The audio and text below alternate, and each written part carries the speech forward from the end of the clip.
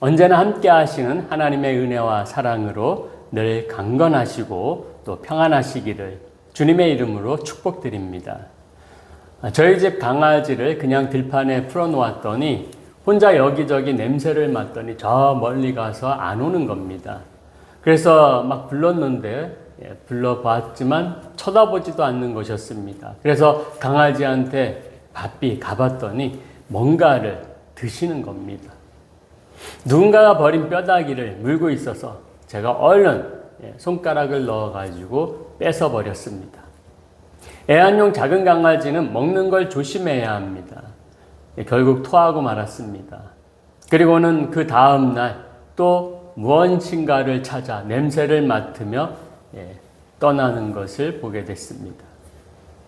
요즘 애완동물 기르는 가정이 많아지는데 강아지를 기르면 조심해야 할 것이 많습니다. 그 중에 강아지는 초콜릿을 먹으면 큰 병에 걸리고 또는 죽을 수도 있습니다. 그런데 어쩌다 주인이 초콜릿 조그만한 조각을 흘렸는데 강아지가 그것을 맛본 뒤에 달고 맛있구나 그래서 주인한테 더 달라고 막 보채고 졸라대면 주인이 줄까요? 전혀 안 주지요. 우리 하나님 아버지는 자녀된 우리가 달라고 요청하면 다 주시는 사랑이 많으신 하나님이십니다. 마태복음 7장 9절에서 10절에 보면은 아들이 떡을 달라 하는데 돌을 주며 생선을 달라 하는데 뱀을 줄 그런 아버지가 있느냐 하는 말씀이 있는 것처럼 사랑이 많으신 하나님께서 다 주시지만 무조건 다 주시지는 않지요. 그래도 예수님께서 구하고 찾고 두드리라 라고 말씀하셨습니다. 구하는 대로 다 주실지라도 자녀가 독을 달라고 하면 독을 줄 아버지가 어디 있겠습니까? 하나님께 무모한 것을 요청하고는 은혜를 베풀어 달라라고 기도하는 것은 어리석은 모습입니다. 또 하나 어리석은 모습은 우리 마음대로 하나님의 역사와는 관계없이 발생한 것을 하나님 은혜로 받아들이는 그런 모습입니다. 예를 들어 교회 재건축을 위해서 또는 봉사회관을 건축하려고 목돈을 저축해 놓았는데 그것을 돈이 좀 더 부족하니까 투자를 하자. 그래서 주식에 투자를 해서 이익을 얻었습니다. 그런 경우에 그것을 하나님 은혜다라고 말하는 경우도 있습니다. 근데 물론 은혜일 수도 있겠지만 일반적인 투자의 성공 결과일 경우가 높습니다. 만일 투자했는데 실패하면 그것도 은혜라고 말할 수가 있을까요? 하나님이 그 교회를 저버린 것일까요? 하나님을 원망할 건가요? 기독교인들이 사업을 하면서 부당 이익을 취해 놓고는 하나님 은혜라고 하는 경우가 있습니다. 부당 이익을 취하면 그 반대편 사람은 부당한 손해를 보는 것입니다. 하나님은 세상 모두에게 공의로우신 공평하신 분이시지 내 편 따로 챙기는 그러한 분이 아니십니다. 그리스도인들이 세상을 아름답게 못 만드는 이유 중에 하나가 바로 이와 같은 일을 두고서 은혜로 치부해버리는 것입니다. 그러다 보니까 세상 사람들이 반감을 가지게 되는 것입니다. 그러므로 은혜라는 것은 하나님과 같은 마음에서 표출된 것이냐 아니냐 이것이 중요하다라는 것이죠. 하나님과 같은 마음에서 우러져 나와야 되는 것입니다. 하나님의 뜻이 밖으로 펼쳐져 보인 것이 바로 은혜인 것입니다. 그렇다면 하나님의 뜻은 정말 무엇일까요? 사실 하나님의 뜻은 하나님이 가르쳐 주시고 보여주시기 전에는 우리가 알 수 없습니다. 다만 결과적인 것으로 판단 가능할 수는 있습니다. 선한 결과이면 하나님의 뜻으로 볼 수 있습니다. 다만 그 전에 하나님이 주신 지혜로 예측도 할 수 있습니다.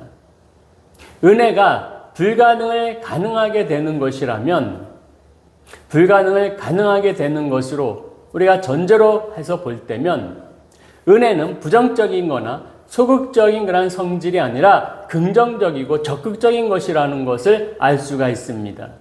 그 은혜는 하나님의 뜻이 함께한다라고 했으니 하나님의 뜻은 긍정적이고 적극적이며 밝고 미래지향적인 것이라고 말할 수가 있습니다. 내가 주님께 의뢰하고자 하는 일의 결과가 긍정적인 결과를 만들어내는 것이라면 하나님의 뜻이 임할 것이라고 예측할 수 있습니다. 물론 그 긍정적인 예상은 나만의 착각이 아닌 보편적인 긍정을 말하는 것입니다. 그러나 정말 하나님이 원하시는 것은 사람들이 점을 치듯 예상하는 것이 아니라 또 결과를 예측하고 행하는 것이 아니라 지금 현재 상황에서 그것이 좋은 상황이든 나쁜 상황이든 상관없이 하나님을 믿고 의지하여 밝게 살아가는 것입니다.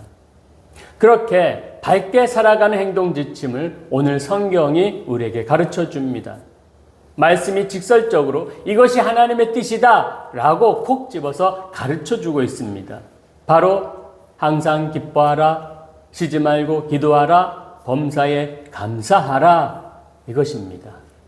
이 성경 구절은 우리가 믿음 생활하면서 참 많이 들어본 그러한 성경 구절이고 암송도 하는 성경 구절입니다. 이 세 가지를 하나씩 살펴보겠습니다.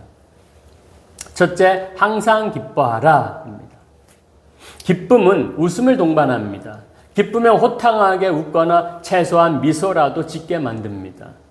그런데 우리는 살면서 항상 기쁠 수가 없습니다. 항상 웃으며 살기가 쉽지 않습니다. 사람이 하루 종일 웃으며 생활하면 바보라고 놀림을 받습니다. 그러므로 항상 기뻐하라라는 것은 항상 웃으라는 말이 아니라 마음에 기쁨이 충만한 상태를 가르쳐 줍니다. 기쁨이 충만하면 악한 것이 침범하지 못합니다. 상대가 비방을 해도 허허 웃고 넘길 수가 있습니다. 기쁘면 어려움 속에서도 찬양할 수가 있습니다. 보통 우리는 내 뜻대로 잘 되면 기뻐합니다. 돈을 벌고 성공하면 기뻐합니다. 남에게 칭찬을 들어도 기뻐합니다. 그러나 하나님이 원하시는 기쁨은 이처럼 조건적인 기쁨을 말씀하는 것이 아닙니다. 이 세상을 살다 보면 어렵고 힘든 일이 많이 생겨납니다. 한숨이 나고 낙심도 됩니다. 그러면 우리는 기뻐하는 것이 아니라 원망과 불평이 막 입에서 쏟아져 나옵니다. 이런 상황에서 어떻게 기뻐할 수 있을까요? 항상 기뻐하라라고 했으니 좋은 일이든 나쁜 일이든 기뻐해야 하지 않을까요? 성경 말씀에 하라라고 명령했으니까 억지로라도 기뻐해야 된다. 이런 부담을 갖는 것이 맞는 걸까요? 이것은 좀 차원이 낮은 신앙이라 할 수 있습니다. 억지로 왜 기뻐합니까? 기뻐할 수 없는 상황인데도 기뻐할 수 있는 것은 말씀대로 지키며 살기 때문이 아니라 그 속에, 그 중심에 우리 주님이 계시니까 기뻐할 수 있는 것입니다.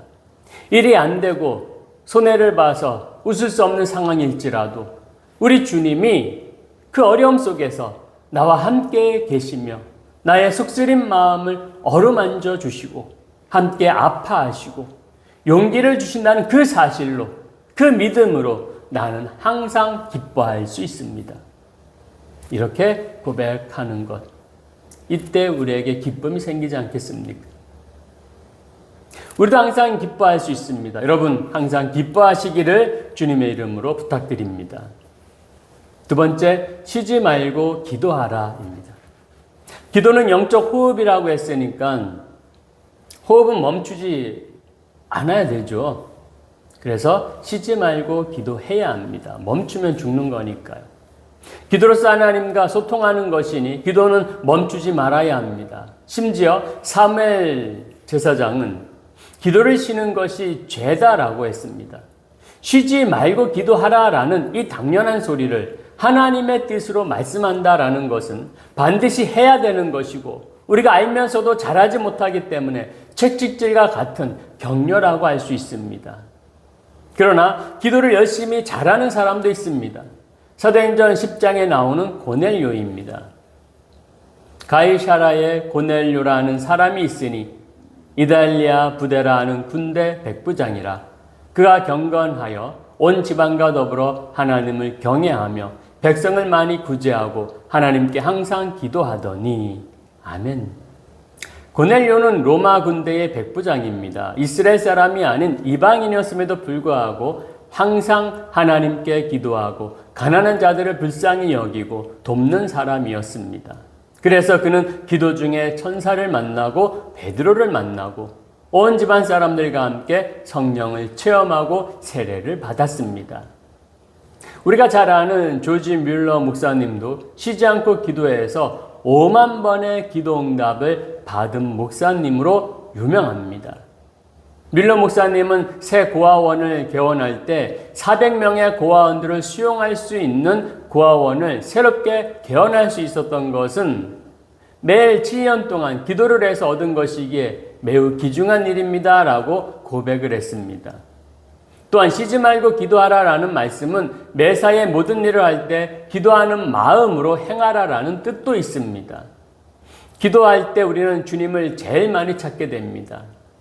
찾을 때마다 응답하시는 주님이시기에 우리는 주님과 소통할 때, 또 우리는 주님과 함께 무엇인가를 하고자 애쓰고 노력할 때 그것이 응답이 되고 이루어질 것입니다. 그래서 쉬지 않고 기도하는 마음에는 우리 주님이 항상 계십니다. 이 사실을 믿으시기 바랍니다. 세 번째, 범사에 감사하라입니다.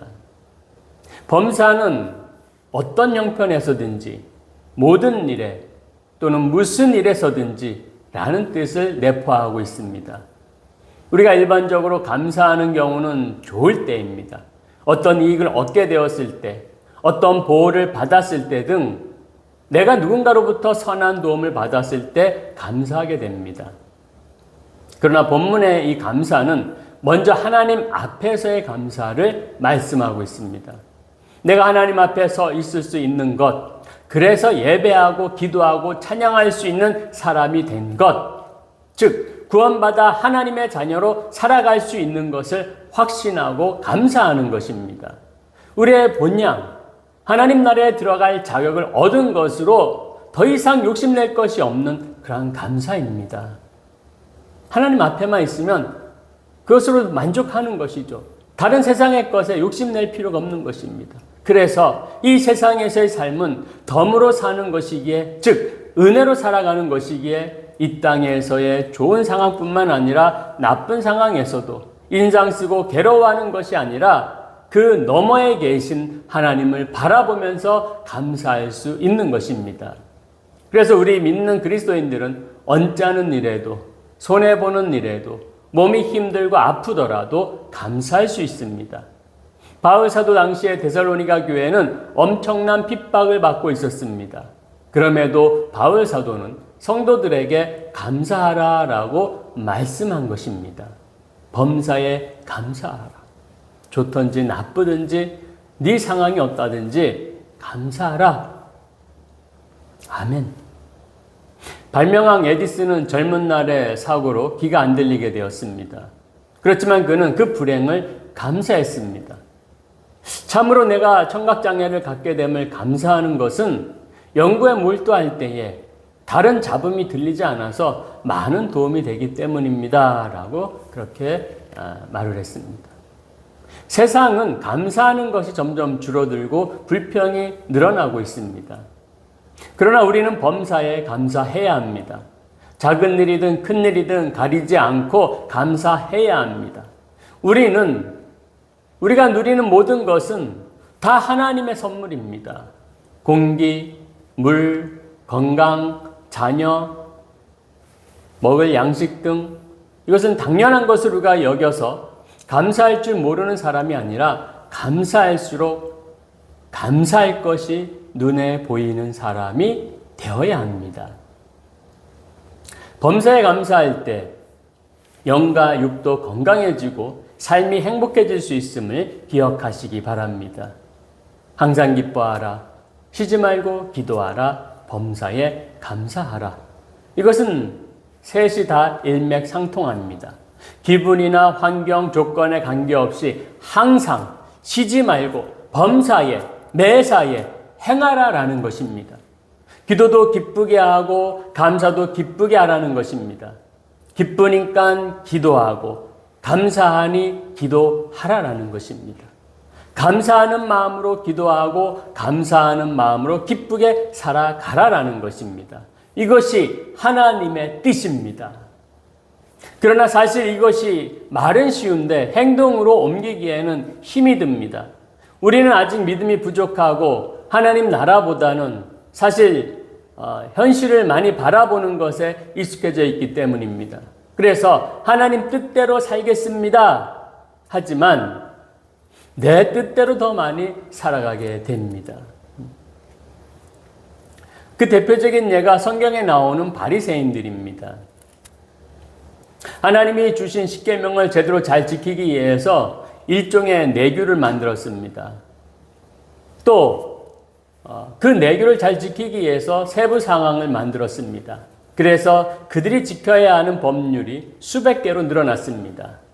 그 법들을 잘 지키면 구원의 확증을 얻는다고 믿게 되었습니다. 그 믿음과 정성과 노력이 많이 필요한 법을 지킴으로 증명이 된다라고 여겼습니다. 그렇게 이스라엘 사람들은 그 법에 묶여서 살게 되었고 그것이 경건한 삶이라 여겼습니다. 그러나 이런 모습이 진정 하나님 뜻일까요? 인간의 뜻에 가까운 건 아닐까요?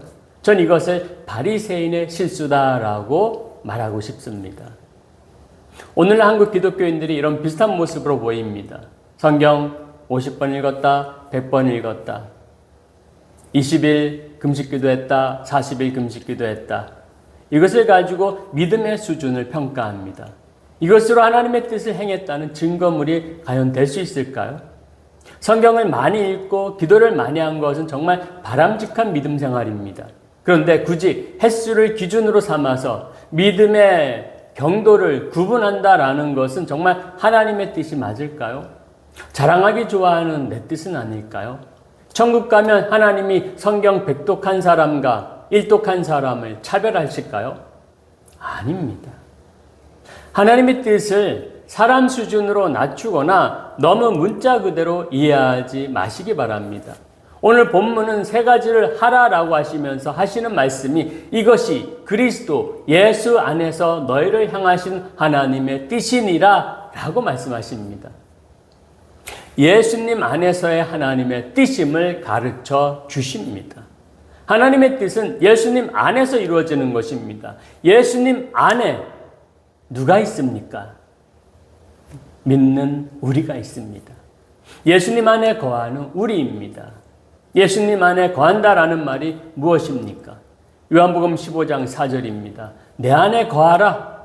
나도 너희 안에 거하리라. 아멘. 내가 예수님 안에, 예수님이 내 안에 거한다라는 것은 내가 예수님과 하나가 되는 것입니다. 이런 맥락에서 보면 하라라고 하신 이 세 가지는 예수님이 행하신 모습입니다. 예수님이 항상 기뻐하셨고 쉬지 않고 기도하셨고 범사에 감사하셨습니다. 그러므로 하나님의 본 뜻은 세 가지를 행하는 것보다는 예수님을 닮는 것에 더 무게를 두어야 합니다. 치중해야 합니다. 우리가 예수님화 돼야 한다는 것입니다. 예수님이 돼야 된다는 거죠. 그렇게 되려면 예수님 안에 거해야 합니다. 우리가 예수님 안에 거하면 항상 기뻐하게 되고 쉬지 않고 기도하게 되며 범사에 감사하게 됩니다. 우리가 하나님 말씀 지키기 어렵다고 생각합니까? 그것은 우리가 주님 안에 온전히 거하지 못하기 때문입니다. 진정한 은혜는 예수 그리스도이십니다. 그렇기 때문에 주님 안에서 항상 기뻐하고 쉬지 말고 기도하고 범사에 감사하는 것 그 자체가 바로 은혜입니다. 결국 하라 이 세 가지는 내 힘이 아니라 은혜로 주님의 힘으로 가능한 것입니다.